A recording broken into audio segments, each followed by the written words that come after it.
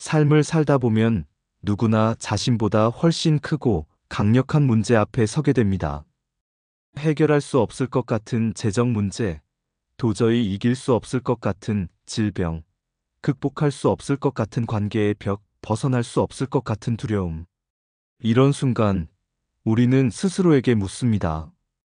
나는 왜 이렇게 약한가? 왜 나만 이런 거대한 문제와 싸워야 하는가? 하지만 성경은 우리에게 한 소년의 이야기를 들려줍니다. 거인 골리앗 앞에서도 두려워하지 않았던 다윗의 이야기입니다. 오늘 우리는 사무엘상 17장을 통해 다윗이 골리앗 앞에서 두려워하지 않은 진짜 이유를 발견하게 될 것입니다. 그리고 그 비밀이 여러분의 골리앗 앞에서도 똑같이 작동한다는 사실을 알게 될 것입니다. 첫 번째, 다윗은 자신의 힘이 아닌 하나님의 이름을 의지했습니다. 사무엘상 17장 45절에서 다윗은 이렇게 선포합니다.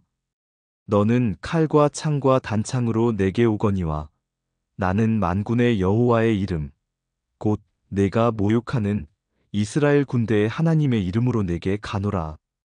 이 구절에 주목하십시오. 다윗은 자신의 능력, 자신의 경험, 자신의 무기를 말하지 않았습니다. 그는 오직 한 가지만 말했습니다. 여호와의 이름으로 간다고. 여기서 핵심은 이름입니다. 성경에서 이름은 단순한 호칭이 아닙니다. 그것은 그 존재의 본질, 성품, 권능을 의미합니다.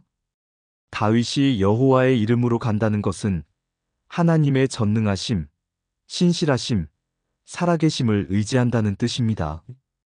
오늘 여러분 앞에 있는 골리앗은 무엇입니까? 그 문제가 아무리 거대해 보여도 하나님의 이름은 그것보다 큽니다.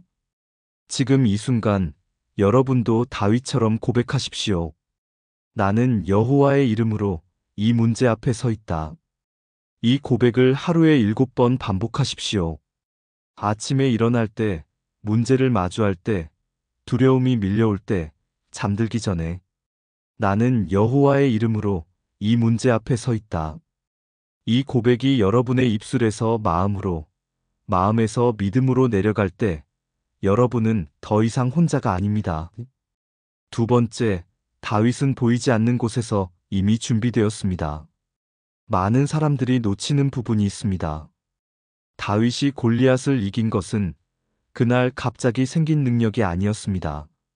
사무엘상 17장 34절에서 37절을 보십시오. 다윗은 사울 왕에게 이렇게 말합니다.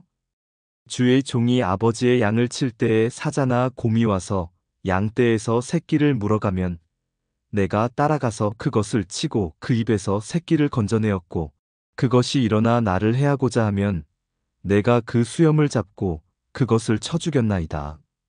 다윗은 아무도 보지 않는 광야에서 아무도 인정해주지 않는 시간 동안 사자와 곰과 싸웠습니다. 그때는 아무도 박수 쳐주지 않았습니다. 그때는 아무도 격려해주지 않았습니다. 하지만 하나님은 보고 계셨습니다. 그 광야의 시간이 골리앗 앞에서 설 수 있는 담대함을 만들었습니다. 여러분은 지금 어떤 광야를 지나고 있습니까? 아무도 알아주지 않는 작은 싸움을 하고 있습니까? 포기하지 마십시오.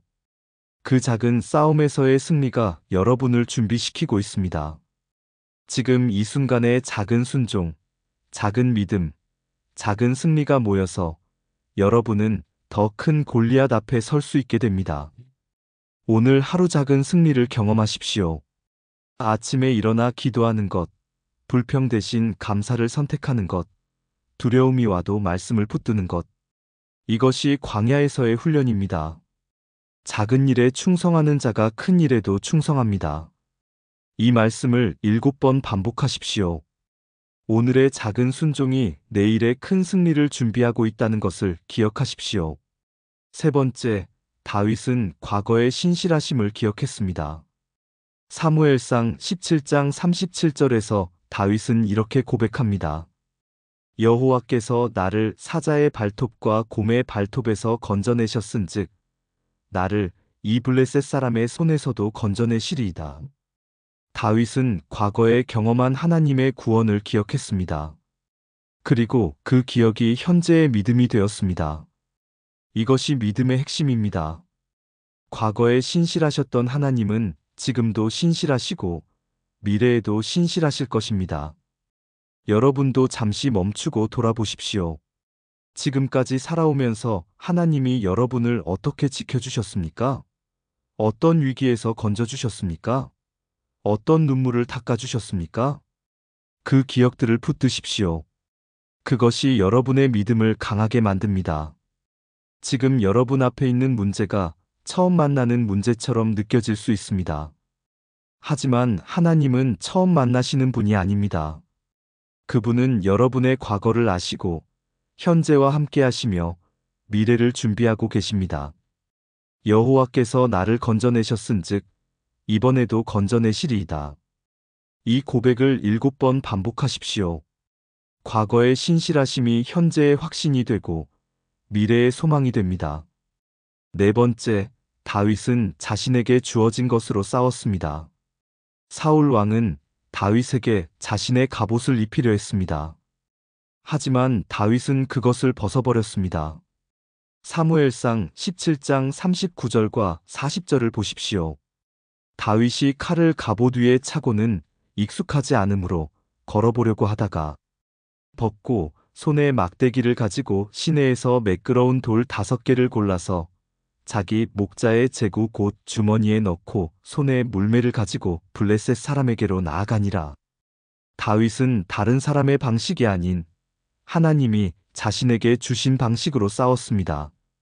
많은 사람들이 실패하는 이유는 다른 사람의 갑옷을 입으려 하기 때문입니다. 다른 사람의 믿음, 다른 사람의 방식, 다른 사람의 은사를 흉내 내려 합니다. 하지만 하나님은 여러분을 독특하게 만드셨습니다. 여러분에게만 주신 돌과 물매가 있습니다. 그것이 무엇입니까?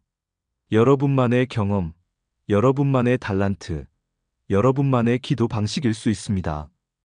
그것을 찾으십시오. 그리고 그것으로 싸우십시오. 하나님이 내게 주신 것으로 충분합니다. 이 고백을 7번 반복하십시오. 다른 사람과 비교하지 마십시오. 하나님이 여러분에게 주신 것에 집중하십시오. 5번째, 다윗은 승리를 확신했습니다. 사무엘상 17장 46절에서 다윗은 골리앗에게 이렇게 선포합니다. 오늘 여호와께서 너를 내 손에 넘기시리니 내가 너를 쳐서 내 목을 베고 온 땅으로 이스라엘에 하나님이 계신 줄 알게 하겠고. 다윗은 싸우기 전에 이미 승리를 선포했습니다. 이것은 교만이 아니었습니다. 이것은 하나님에 대한 확신이었습니다. 믿음은 아직 보이지 않는 것을 확신하는 것입니다. 히브리서 11장 1절은 말합니다. 믿음은 바라는 것들의 실상이요 보이지 않는 것들의 증거니. 여러분도 지금 승리를 선포하십시오. 상황이 바뀌기 전에, 문제가 해결되기 전에 먼저 선포하십시오.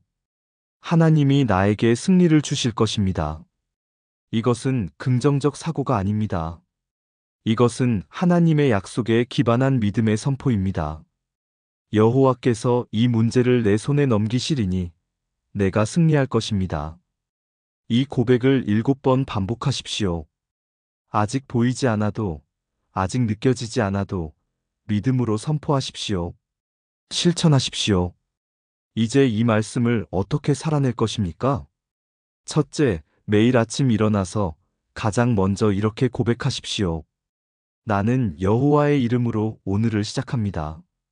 내 앞의 모든 문제보다 하나님이 더 크십니다. 둘째, 작은 일에 충성하십시오. 오늘 하루 작은 순종, 작은 믿음의 행동을 실천하십시오. 그것이 여러분을 준비시킵니다. 셋째, 과거에 경험한 하나님의 신실하심을 기록하십시오.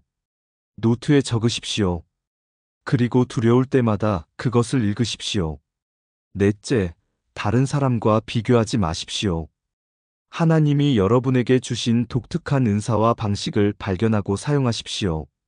다섯째, 승리를 선포하십시오. 매일 저녁 잠들기 전에 이렇게 고백하십시오. 하나님은 나에게 승리를 주실 것입니다. 내일도 여호와의 이름으로 승리하겠습니다.